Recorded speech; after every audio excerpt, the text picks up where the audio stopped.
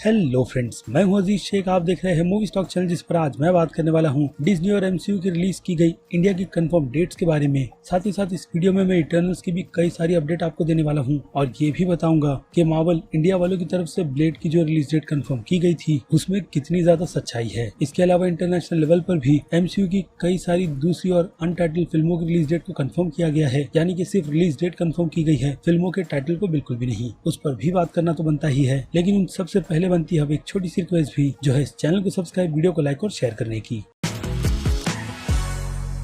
तो फ्रेंड्स, तो सबसे पहले बात कर लेते हैं इटर्नल्स फिल्म के बारे में, जिसकी ऑफिशियल रिलीज डेट तो हमारे इंडिया से लेकर इंटरनेशनल लेवल पर भी 5 नवंबर की ही रखी गई है। लेकिन उसके अलावा इस फिल्म को रोम के फिल्म फेस्टिवल में सबसे पहले इसी मंथ यानी कि 24 अक्टूबर को रिलीज किया जाएगा और बाकी दूसरे फेस्टिवल में ये फिल्म 18 अक्टूबर की रिलीज डेट पर है, जिससे ये बात भी कंफर्म हो जाती है कि इस फिल्म के फर्स्ट रिएक्शन रिव्यू हमें कब तक देखने मिल जाएंगे। और घबराने की बात नहीं कि इस रिलीज से इस फिल्म के कई सारे प्लॉट्स रिवील कर दिए जाएंगे, क्योंकि फेस्टिवल पर जब फिल्मों को रिलीज किया जाता है तो वो सारे के सारे इवेंट्स क्रिटिक्स और काफी स्पेशल लोगों के लिए ही रखे जाते हैं, जिनमें से अगर हाँ हो सकता है कि किसी का अननोन ट्विटर पर अकाउंट हो तो वह आकर लोगों के सामने फिल्म की कुछ डिटेल्स को रिवील कर दे, जैसी डिटेल्स ज्यादातर तो लोगों के पास नहीं पहुंचती। इसलिए अगेन कहूंगा कि फिल्म के स्पॉइलर से डरने की कोई भी बात नहीं। बाकी अब बात कर ले फिल्म के रनिंग टाइम की कंफर्मेशन की, तो इटर्नल्स फिल्म एमसीयू के फेज 4 की पहली सबसे बड़ी रनिंग टाइम की फिल्म होगी, जिसकी लेंथ पूरे 2.5 घंटे की कंफर्म की गई है। इसके अलावा इस फिल्म की टाइमलाइन की कंफर्मेशन भी कर दी गई है कि ये फिल्म 2 टाइमलाइन में चलेगी, एक पास और दूसरी प्रेजेंट में, जिस पर अब सबसे बड़ी जिम्मेदारी एडिटर की ही निकल कर आती है कि वो इस फिल्म की एडिटिंग को लेकर फैंस को बिल्कुल भी कंफ्यूज ना करे, जिसमें एमसीयू वाले काफी ज्यादा एक्सपर्ट है। और अब इस फिल्म के आखिरी अपडेट में बात कर ले इसके पोस्ट क्रेडिट सीन की, तो उसकी भी कंफर्मेशन पेंडिगो वालों की तरफ से कर दी गई है कि इस फिल्म में हमें टोटल 2 पोस्ट क्रेडिट सीन देखने मिलेगी, जो किस लिए होते हैं वो बात मुझे आपको बताने की जरूरत बिल्कुल भी नहीं।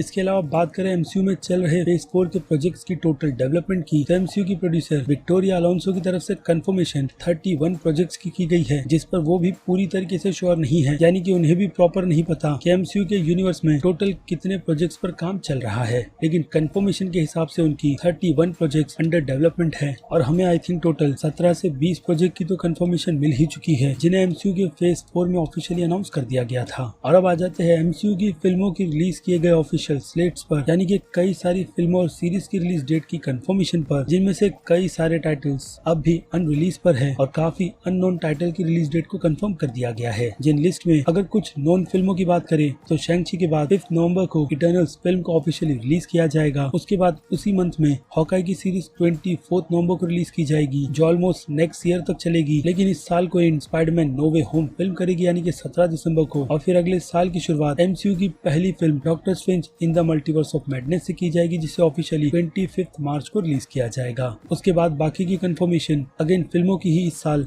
थॉर लव एंड थंडर की गई है, जो 6 मई को रिलीज होगी, और ब्लैक पैंथर वकांडा फॉरएवर को 8 जुलाई को रिलीज किया जाएगा ईयर 22 को, और 22 के ईयर को इन कैप्टन मार्वल 2 यानी कि दी मार्वल्स फिल्म करेगी, जिसकी ऑफिशियल रिलीज डेट 11 नवंबर की है। और इसी साल में डिज्नी प्लस पर आ रही एमसीयू की सीरीज की भी बात कर ले तो उनमें से किसी भी सीरीज की रिलीज डेट को फिलहाल तो कंफर्म नहीं किया गया है, लेकिन सीरीज के नाम कंफर्म है, जिनमें सबसे पहला नाम मिस मार्वल की सीरीज का है और इसके ट्रेलर की उम्मीद डिज्नी प्लस डे पर ही लगाई गई है, यानी कि 12 अक्टूबर के दिन। जिस हिसाब से अगर रूमर की बात करें तो ये सीरीज फेब के मंथ में रिलीज की जाएगी, यानी कि हॉकाई के सीरीज के खत्म होने के बाद। उसके बाद moon night, she Hulk, guardians of the Galaxy special holiday और व्हाट इफ के सीजन 2 की भी रूमर इसी साल की रिलीज होने की है। उसके अलावा एक नाम सीक्रेट इन्वेंशन का भी है, जिन्हें मिलाकर टोटल ईयर 2022 में टोटल एमसीयू की तरफ से 6 सीरीज को डिज्नी प्लस पर रिलीज किया जाएगा। और फिल्मों की बात करें तो ईयर 22 में एमसीयू की तरफ से टोटल 4 फिल्मों को रिलीज किया जाएगा, जिसमें फिलहाल तो सोनी पिक्चर्स की तरफ से स्पाइडरमैन की कोई भी फिल्मों की अनाउंसमेंट नहीं की गई, लेकिन सोनी पिक्चर्स में ऑलरेडी मॉर्बियस फिल्म बनकर रेडी है, जो अब एक हिसाब से एमसीयू के यूनिवर्स का हिस्सा ही लग रही है। तो उस फिल्म की official release date 28 January year 2022 की है, जिन्हें मिलाकर ईयर 2022 में टोटल 5 फिल्मों के प्रोजेक्ट्स हो जाते हैं, जो फैंस के लिए बहुत ही ज्यादा है। उसके बाद आ जाए ईयर 23 पर, तो उस ईयर की शुरुआत Ant Man and the Wasp Quantumania film से की जाएगी, जिसकी ऑफिशियल रिलीज डेट 17 फेब की रखी गई है। और उसी ईयर की लिस्ट में नाम guardians of the Galaxy volume 3 film का भी है, जिसे ऑफिशियली 15 मई ईयर 2023 के दिन रिलीज किया किया जाएगा। और इन 2 कंफर्म टाइटल और रिलीज डेट के अलावा कुछ और अनटाइटल फिल्मों की भी रिलीज डेट को कंफर्म किया गया है, जो कि इसी साल रिलीज होगी, जिन्हें मिलाकर ईयर 2023 में टोटल 5 फिल्मों के प्रोजेक्ट्स एमसीयू की तरफ से रिलीज किए जाएंगे। जिन सभी अनटाइटल फिल्मों की रिलीज डेट की बात करें तो मई के बाद जुलाई 28 को एक फिल्म रिलीज की जाएगी, उसके बाद 6 अक्टूबर और 10 अक्टूबर को भी। लेकिन इन फिल्मों के टाइटल जैसे कि मैंने कहा बिल्कुल भी कंफर्म नहीं किए गए, बट ये बात कंफर्म है कि ये सारी की सारी रिलीज डेट एमसीयू के यूनिवर्स की फिल्मों की ही है, ना कि सीरीज की।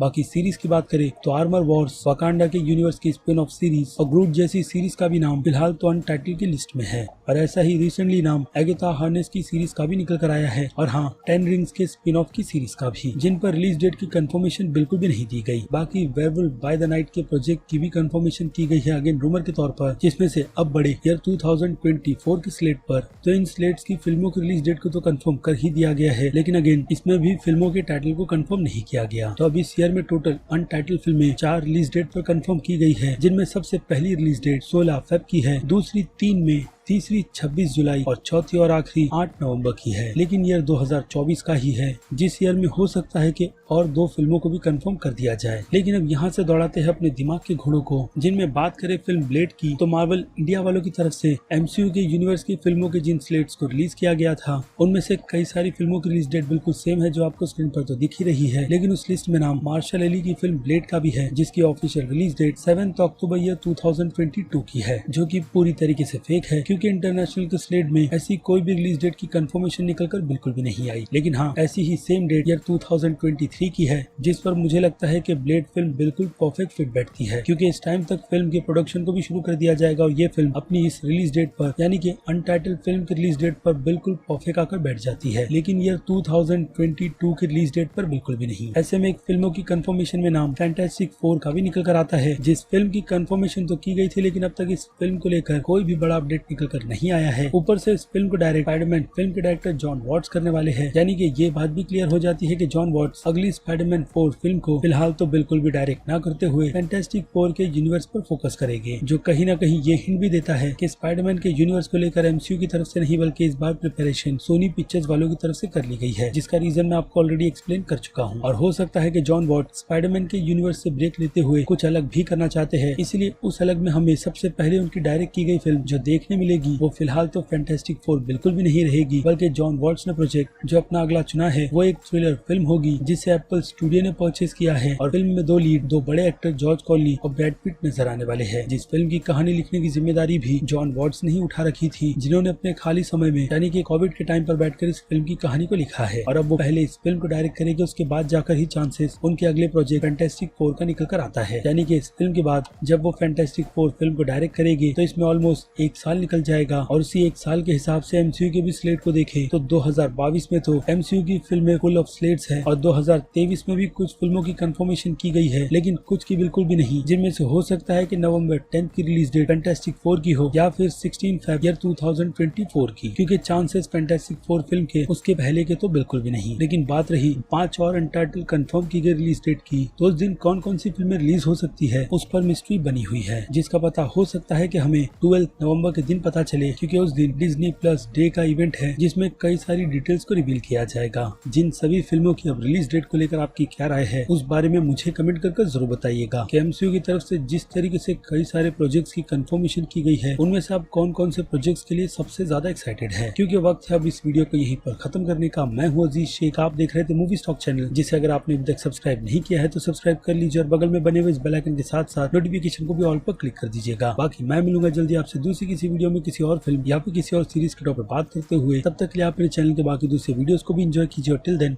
बाय।